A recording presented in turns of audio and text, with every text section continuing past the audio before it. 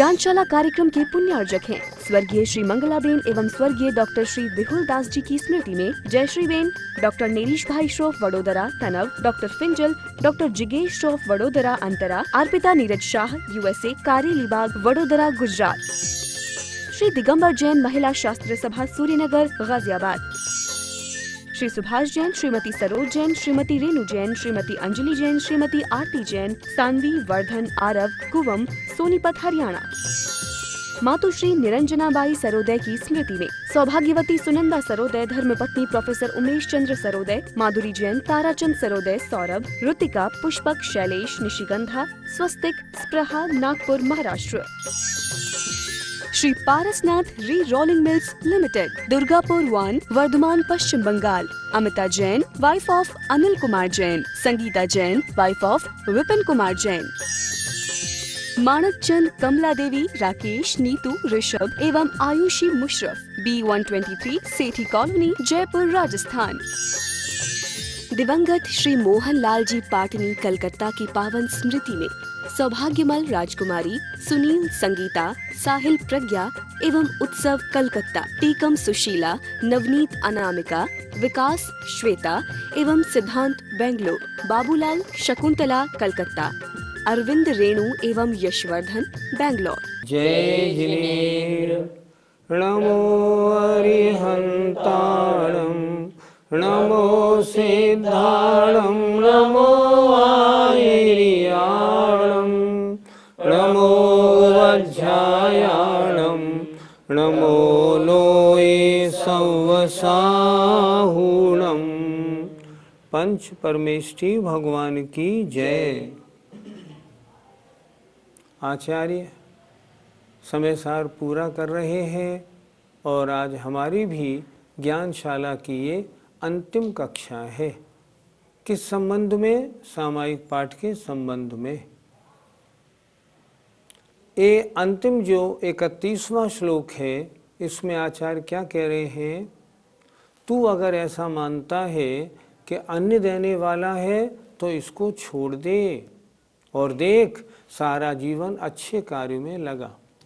आइए श्लोक देखते हैं। निजार्जितं कर्म विहाय देहिनो न कोऽपि कस्यापि ददाति किंचन विचारयन्नेव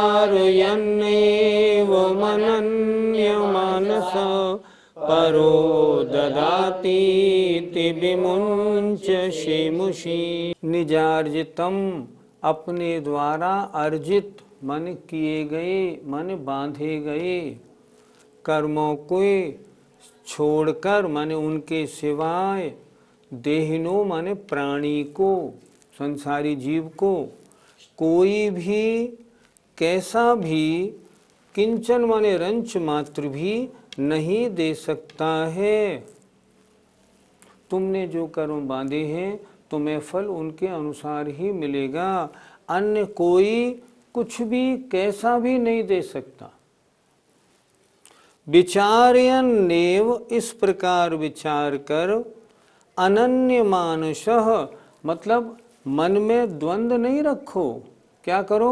एकाग्र होकर, एकाग्र मन से, मन में निर्णय बनाकर, परो ददाति, अन्य देता है, इस प्रकार की बुद्धि को छोड़ दो। विमुंच, छोड़ दो। ऐसी धारणा नहीं बनाना कि अन्य भगवान देता है, वो फल हमको मिलता है। नहीं नहीं, जैसा करोगे वैसा भोगोगे। फिर देखें, अपने द्वारा अर्जित माने बांधे गए कर्मों को सिवाय माने कर्मों को छोड़कर इस प्राणी को कोई भी कैसा भी कुछ भी नहीं देता है। नहीं, कोई फल नहीं दे सकता। विचारयन्नेव, इस प्रकार विचार करके, अनन्य मानसः, अर्थात एकाग्र चित्त होकर, अन्य अन्य रूप नहीं, दुविधा में नहीं पड़ना, फाइनल। अनन्य मानस, एकाग्रता पूर्वक अन्य देता है, इस प्रकार की बुद्धि को विमुंच, छोड़ दो। अर्थात ये श्रद्धान बनाओ, मेरे किए कर्मों का फल मुझे ही भुगतना है, इसलिए मैं अच्छे कार्य करूं, बुरे कार्यों में ना पड़ूं। पंडित जी, इस अंतिम श्लोक से हमें क्या शिक्षा मिलती है? बहुत सीधी सादी शिक्षा है, जैसा करोगे वैसा भरोगे।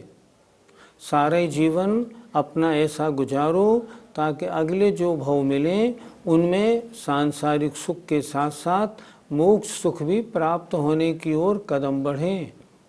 इसलिए इस सामायिक पाठ में जो बताया गया है उसके अनुसार अपनी आत्मा को सारे विकल्प जालों से छुड़ा के अपनी आत्मा को अपनी आत्मा में लगाओ।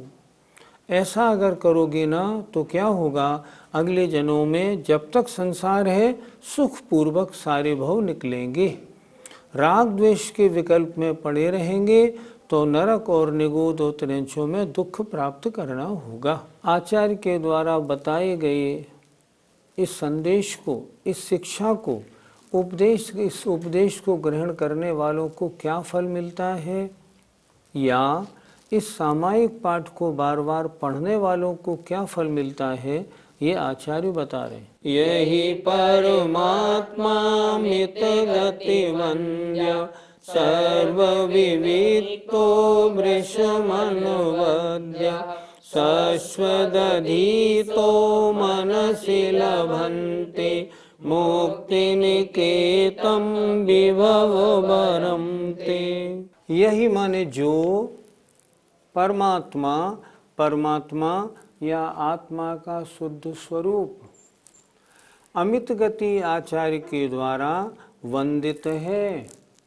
अमित गति आचार्य ने जिस परमात्मा को, जिस आत्मा के शुद्ध स्वरूप को नमस्कार किया है वो कैसा है, सर्व विविक्तो, समस्त कर्ममल से रहित है, और वृषम अनुवद्य, अत्यंत निर्दोष है, परम शुद्ध है।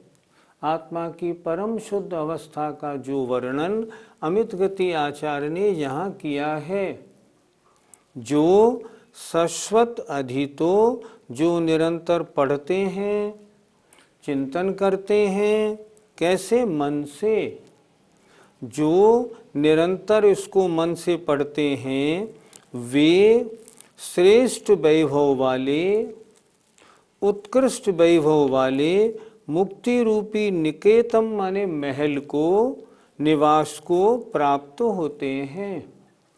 जो निरंतर इसका चिंतन करते हैं, इसका पढ़ते हैं और मन से लगा के पढ़ते हैं, वे उत्कृष्ट वैभव वाले मुक्ति रूपी महल को प्राप्त करते हैं।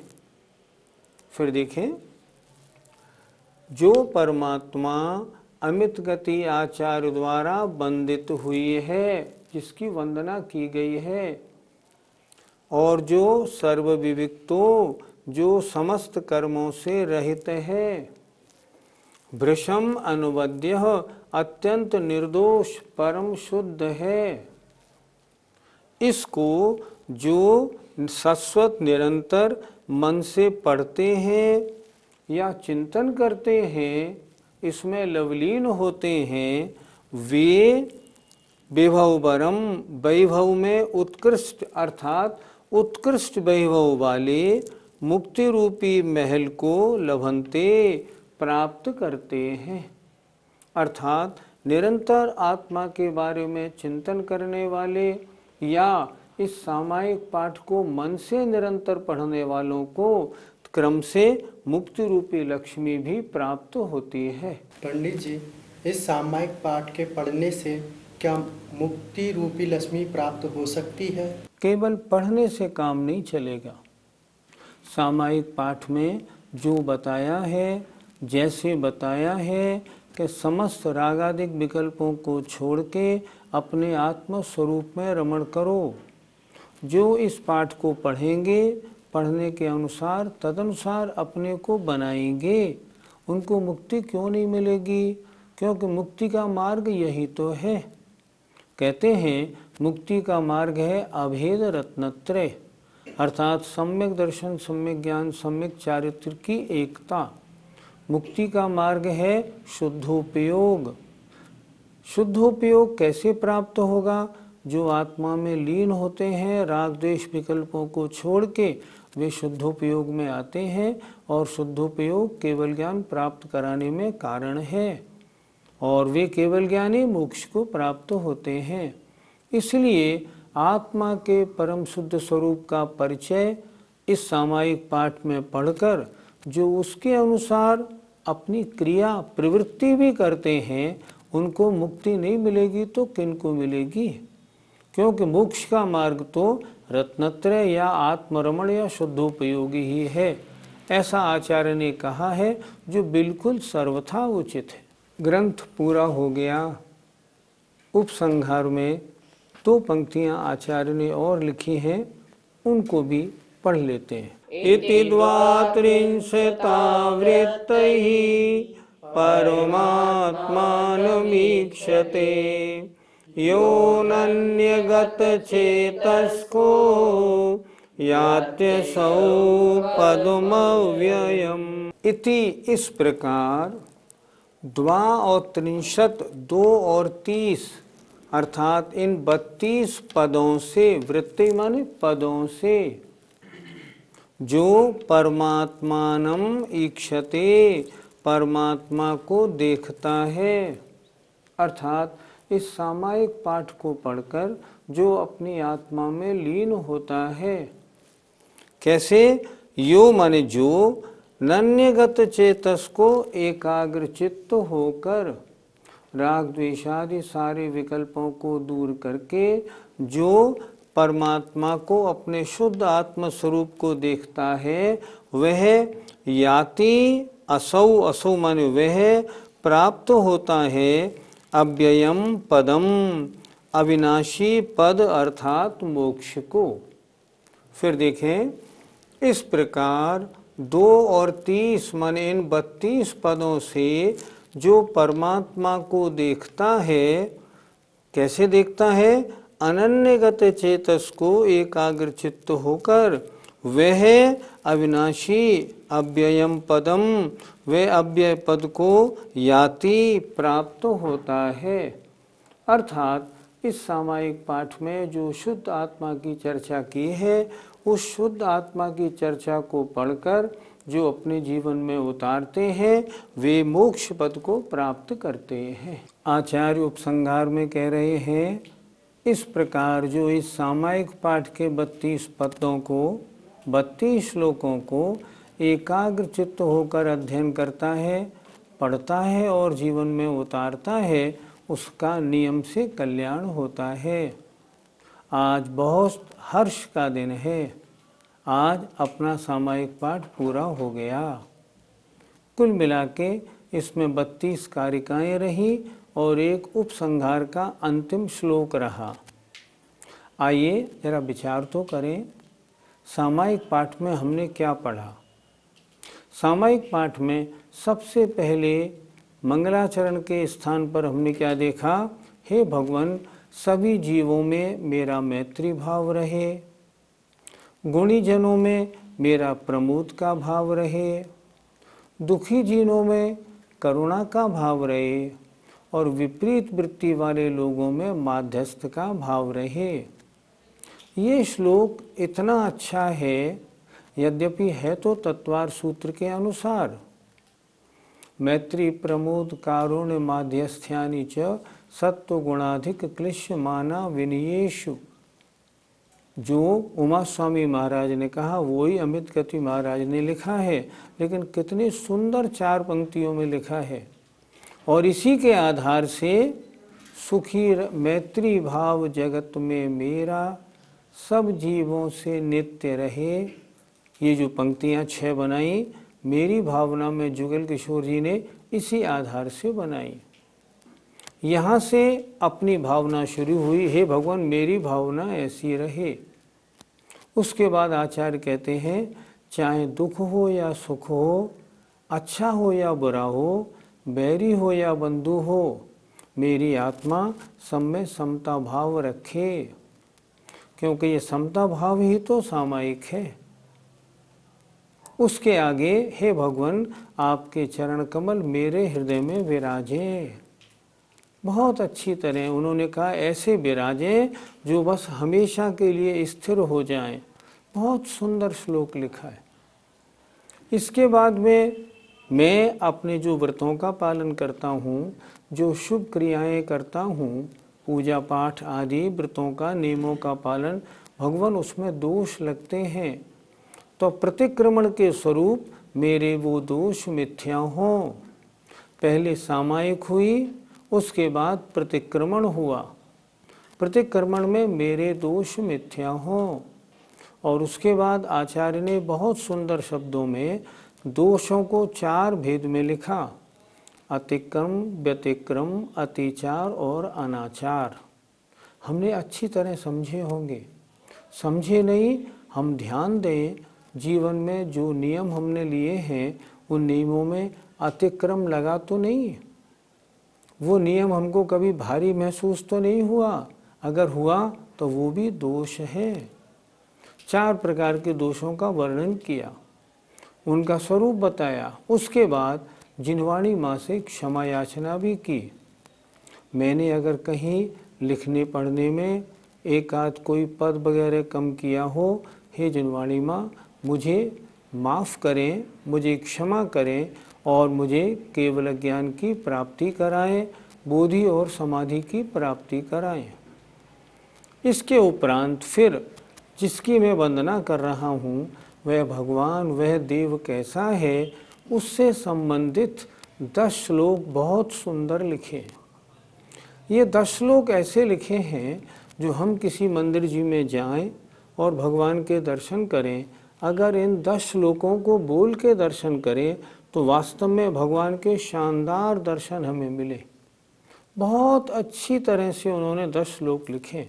उसमें 3 लोक के नाथ देवादिदेव के क्या गुण हैं, उनमें क्या विशेषताएं हैं, वो कैसे हैं, उनको बहुत अच्छी तरह निरूपित किया। उसके बाद उन्होंने ये बात स्पष्ट कर दी, सामायिक के लिए कोई आसन वगैरह नहीं चाहिए, आसन की बात नहीं, सामायिक के लिए तो आत्मा ही अच्छा आसन है। लेकिन आत्मा कैसी होनी चाहिए? सब राग द्वेषाद इंद्रियों के विषय और कषायों से रहित जो आत्मा है वह सामायिक का सही आसन है। अर्थात वैसी आत्मा अगर सामायिक करेगी ना, तब सामायिक का पूरा फल मिलेगा। और उन्होंने बता दिया अन्य आसनों की कीमत नहीं, सिर्फ परिणामों की कीमत है। आपने ये बात नोट की होगी, नहीं हो तो नोट कर लीजिए। पूजा करने में, जाप देने में, स्वाध्याय करने में, स्वाध्याय करने की कीमत नहीं, अपने परिणामों में जो विशुद्धि आई है कीमत तो उसकी है। अगर सामायिक हम कर रहे हैं और सामायिक करते समय अगर हमारे आत्मा के परिणामों में निर्विकल्पता हुई है, अगर राग द्वेष आदि विकल्प नहीं है, तब हमारी सामायिक शानदार है। उसके बाद परमात्मा का स्वरूप तो बहुत सुंदर लिखा है, कोई पदार्थ संसार का मेरा नहीं, मैं किसी का नहीं, संसार में कोई अपना नहीं, अपना तो सिर्फ आत्मा है। और इस आत्मा में अगर इस आत्मा में राग द्वेष आदि विकल्प आते हैं, इससे संसार भ्रमण होता है, कर्म बंध होता है और संसार बंधन टूटने का कोई प्रश्न नहीं होता। इसलिए परम शुद्ध आत्मा के स्वरूप का अच्छी तरह दिग्दर्शन कराया। वास्तव में बहुत सुंदर सुंदर श्लोक लिखे। संयोगतो दुख मनेक भेदम यतोष्णुते जन्म वने शरीरी। मैं तो कहता हूँ जब आप सामायिक पाठ के इन श्लोकों को पढ़ेंगे और इनके अर्थ सहित विचार करते हुए पढ़ेंगे, अद्भुत आनंद आएगा। इतने सामायिक पाठ हिंदी के हैं, लेकिन सामायिक पाठ संस्कृत का एक यही अभी तक क्यों मशहूर हुआ? क्योंकि वास्तव में इस सामायिक पाठ का हर श्लोक बहुत सुंदर है, टू द पॉइंट है और बिल्कुल अपने को आत्मा के शुद्ध स्वरूप की ओर ले जाने वाला है। बिल्कुल क्रम से सारा वर्णन इसमें किया गया। भगवान की वंदना, अतिचार, अनाचार, प्रतिक्रमण सबका वर्णन किया है, बहुत सुंदर। इसके बाद आचार्य ने ये भी बता दिया, देखो जैसा कर्म करेंगे, अगर आप आत्मा में लीन होते हैं तो आपको महान पुण्य का फल मिलेगा, कर्मों की निर्जरा होगी, मोक्ष की प्राप्ति होगी। और अगर अच्छे कर्म नहीं करेंगे तो जैसे कर्म आप करेंगे वैसा आपको फल मिलेगा। एक बात और बता दी, ये धारणा अपने पास से निकाल देना कि मेरे किए कर्मों का फल नहीं मिलेगा, कोई देने वाला दूसरा है। आज बहुत से अधिकांश लोगों की धारणा तो यही है, वो ऊपर वाला देता है। नहीं, ऊपर वाला नहीं देता। जो कर्म हम करते हैं उन कर्मों का फल हमें भोगना है और ज़रूर भोगना है, उससे कोई बचाने वाला नहीं। इस पद से हमको क्या शिक्षा मिली? हमको ये मिली, अगर हम बुरे काम करेंगे तो बुरे कार्यों का फल बुरा होगा, हमें ही भोगना पड़ेगा। हम अच्छे कार्य करेंगे तो अच्छे कार्यों का फल हमें मिलेगा। यदि हम इस सामायिक पाठ को जैसी विधि बताई है उसके अनुसार हम अपने आत्मा में लीन होते हुए सामायिक पाठ बोलेंगे तो जैसा उन्होंने लिखा है ऐसे जीवों को मोक्ष पद की प्राप्ति अवश्य होगी, और होगी ही, क्योंकि आत्मलीनता के अलावा मोक्ष मार्ग में और है भी क्या। मोक्ष मार्ग का मतलब है समस्त सांसारिक विकल्पों को छोड़ दो और अपने आत्मा के शुद्ध स्वरूप में लीन हो जाओ। रंच मात्र भी आत्मा में अन्य विकल्पों को मत आने दो। कितना अच्छा लिखा है। उपसंहार में स्पष्ट उन्होंने कह दिया, इस तरह जो आत्मा के स्वरूप को जानकर निरंतर इसको पढ़ता है, निरंतर इसको चिंतन करता है, वो मुक्ति पद को प्राप्त करता है। क्या आचार्य का लिखना ठीक है? बिल्कुल ठीक है। पूरे सामायिक पाठ के विषय को अगर हम हृदय में उतार कर अगर हम सामायिक करें, कितना आनंद आएगा, आप खुद सोचिए। मैं तो ये सामायिक पाठ नित्य बोलता हूँ, एक एक शब्द का अर्थ अंदर से निकलता है। सामायिक पाठ कैसे करें अपन? सामायिक पाठ में शब्दों का उच्चारण बिल्कुल शुद्ध होना चाहिए। दूसरी बात, एक एक शब्द का अर्थ हमें मालूम पड़ना चाहिए। जो किताब हमने आपको भिजवाई है उसमें एक एक शब्द का अर्थ दिया है, एक एक शब्द का अर्थ आपको आना चाहिए। और जब बोलें, मुख से बोलें, अंदर से आवाज़ निकले, अर्थ मतलब शब्द और अर्थ एक साथ निकले, फिर उसका आनंद है। ये सामायिक पाठ क्यों पढ़ाया गया? ये सामायिक पाठ इसलिए पढ़ाया गया क्योंकि इस जीवन में हमें सामायिक तो करनी ही करनी है। सही पूछो तो श्रावक का बहुत सुंदर कार्य है सामायिक।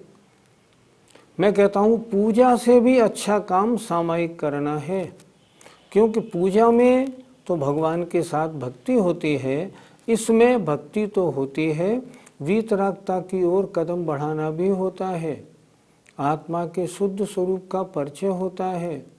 जब वो श्लोक आते हैं जिनमें आत्मा के स्वरूप का वर्णन है, अरे रोंगटे खड़े हो जाते हैं कि मेरा स्वरूप है क्या। हमें भान होता है कि मैं वास्तव में हूँ कैसा, आज हूँ कैसा रहा हूँ। इसलिए मेरा निवेदन, आप सब लोगों ने सामायिक पाठ बहुत मन से पढ़ा। अब आपसे एक नम्र निवेदन है, इस सामायिक पाठ की पुस्तक को आप उठा के रखिएगा नहीं। हमने जब इष्टोपदेश भिजवाया था उसके साथ सामायिक पाठ की किताब भी आपको भेजी थी, भावना द्वात्रिंशतिका सामायिक पाठ। इस सामायिक पाठ की किताब को होशियारी से रखिए और जब भी सामायिक पाठ पढ़ें एक एक शब्द के अर्थ को विचारते जाइए। ये सामायिक पाठ जीवन की अनमोल निधि है। अगर इसको आप मन लगा के करेंगे ना, आपको सातिशय पुण्य का बंध होगा। जय जिनेन्द्र। संत शिरोमणि आचार्य विद्यासागर जी महाराज की जय। अमित गति आचार्य की जय। सामायिक पाठ ग्रंथ की जय। ज्ञानशाला कार्यक्रम के पुण्यार्जक हैं स्वर्गीय श्री मंगलाबेन एवं स्वर्गीय डॉक्टर श्री विहुल दास जी की स्मृति में जय श्री बेन, डॉक्टर नेरीश भाई श्रोफ वडोदरा तनव, डॉक्टर फिंजल, डॉक्टर जिगेश श्रोफ वडोदरा अंतरा, अर्पिता नीरज शाह USA कारेलीबाग वडोदरा गुजरात, श्री दिगंबर जैन महिला शास्त्र सभा सूर्यनगर गाजियाबाद, श्री सुभाष जैन, श्रीमती सरोज जैन, श्रीमती रेणु जैन, श्रीमती अंजलि जैन, श्रीमती आरती जैन, सानवी वर्धन आरव कुवम सोनीपत हरियाणा। मातुश्री निरंजनाबाई सरोदय की स्मृति में सौभाग्यवती सुनंदा सरोदय, धर्मपत्नी professor Umesh Chandra Sarodaya, Madhuri Jain, Tarachand Sarodaya, Saurabh, Ritika, Pushpak, Shailesh, Nishigandha, Swastik, Spraha, Nagpur Maharashtra. Shri Parasnath re rolling mills limited, Durgapur 1, Vardhaman Paschim Bangal. Amita Jain, wife of Anil Kumar Jain, Sangeeta Jain, wife of Vipin Kumar Jain. Manak Chand, Kamla Devi, Rakesh, Neetu, Rishabh एवं आयुषी मुशरफ, B123 सेठी कॉलोनी, जयपुर, राजस्थान। दिवंगत श्री मोहन लाल जी पाटनी कलकत्ता की पावन स्मृति में सौभाग्यमल राजकुमारी, सुनील, संगीता, साहिल, प्रज्ञा एवं उत्सव कलकत्ता, टीकम सुशीला, नवनीत अनामिका, विकास श्वेता एवं सिद्धांत बेंगलोर, बाबूलाल शकुंतला कलकत्ता, अरविंद रेणु एवं यशवर्धन बेंगलोर।